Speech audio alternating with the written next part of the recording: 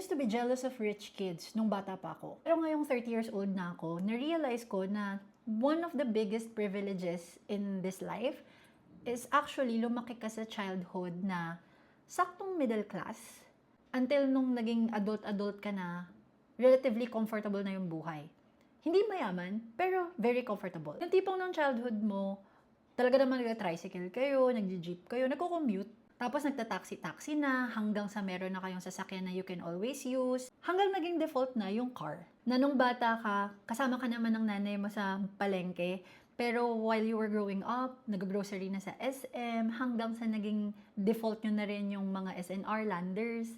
Tapos yung sa mga pasyal, like, dati, puro local destinations lang. Dati nga, yung water park lang, o kaya pinakamalayo na is Baguio, hanggang sa nakasakay ka ng airplane going to a local destination, hanggang sa nagiging yearly na yung mga international trips nyo. Ganon kasi yung experience ko. And syempre, very thankful ako sa parents ko kasi syempre, it's their hard work, diba, na binigyan nila kami ng ganong life. Sobrang beneficial niya sa akin kasi doon ako natuto na maging isang social chameleon. I've been using this term to refer to a person na kaya niyang i-adjust yung sarili niya, yung language, yung pakikisama, even the actions, depending on what the situation calls for or depending on the people na kasama niya. Kumbaga, kung kailangan ko mag-commute, walang arte-arte, go. Pero kung kailangan mo ako sa isang mas syala na event or trip, carry lang din. I can adjust. Sa food, kung ano ipakain mo sa akin, hindi ako mag-iinarte. Iniisip ko, kung lumaki ako na sobrang comfortable agad ng buhay namin, feeling ko hindi ako ganito. Alam mo yung sasabihan ka ng ibang tao na ang arte-arte mo.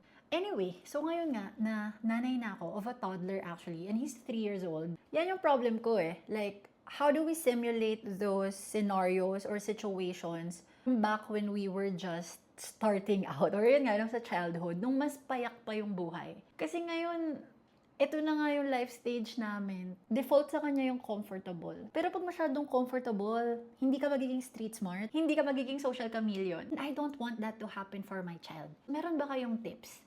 Tignan nyo, sa example ko to, yung pinasakay ko siya sa jeep for the first time. Nag-enjoy naman siya, pero nainitan daw siya. How might we raise children who are not entitled even if they come from a comfortable life? Let me know in the comments.